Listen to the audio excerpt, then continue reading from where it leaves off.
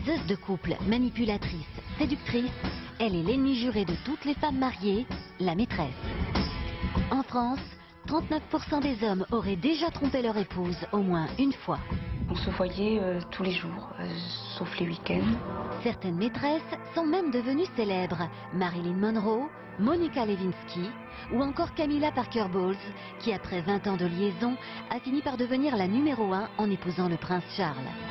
Mais dans la société, les maîtresses ont toujours eu une mauvaise image.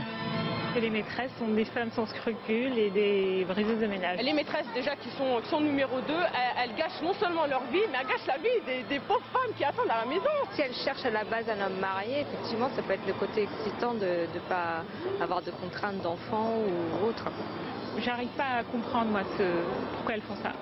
Dans l'inconscient collectif, les maîtresses sont vues comme des séductrices, comme des femmes ayant un pouvoir ou étant ensorcelantes. Qui sont ces femmes maîtresses d'un homme marié? Peut-on rester à cette place éternellement? Mireille est l'une de ces éternelles numéro 2. Son quotidien, attendre que l'homme qu'elle aime la contacte.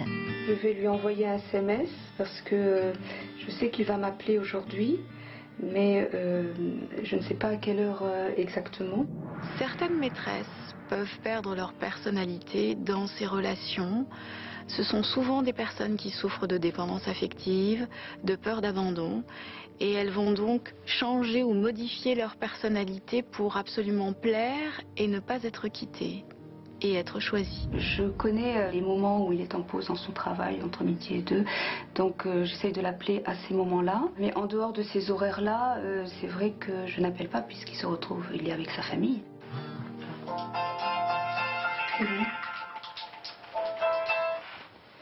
Allô? Si, je suis là. Je suis un peu occupée simplement, donc je peux pas te parler là. J'entends sa voix, ça fait énormément de bien. C'est quelque chose qui pénètre dans le corps et donc à l'oral c'est beaucoup plus fort que simplement des petits mots sur les SMS. Ouais, très bien. Impec, ouais, je t'attendrai. D'accord. À tout à l'heure. Oui, bisous. Un message, un coup de fil suffisent à lui redonner le sourire. J'attends ce soir, je vais être, voilà, je suis pressée d'être ce soir pour qu'il me rappelle. Ouais. Le profil type des maîtresses, ce sont souvent des femmes sensibles, en manque affectif, ayant une faible estime d'elles-mêmes. Ces femmes fragiles sont bien souvent attirées par des hommes de pouvoir qui les fascinent. D'ailleurs, au Moyen-Âge, tous les rois de France avaient des favorites. Et parmi elles étaient désignées celles comme étant la numéro 2, appelée aussi la maîtresse royale. Mais aucune d'entre elles n'a réussi à prendre la place de la femme officielle. Pendant 5 ans, Mireille a gardé l'espoir que son amant quitte sa femme. Elle a même tenté de le quitter. J'ai alterné, oui, entre grand bonheur lorsque je le voyais, lorsque j'étais plein d'espoir que peut-être les choses évolueraient favorablement, et grande tristesse lorsque je prenais conscience qu'en fait, non, les choses ne se feraient pas, il y avait peu de chances que ça se fasse et qu'il fallait que je me rende à l'évidence.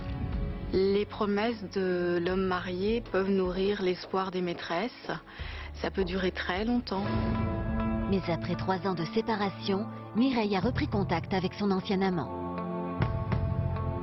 Je suis prête à être l'éternel numéro 2. Je me dis toujours, si la vie ne me donne que ça, ben je prends.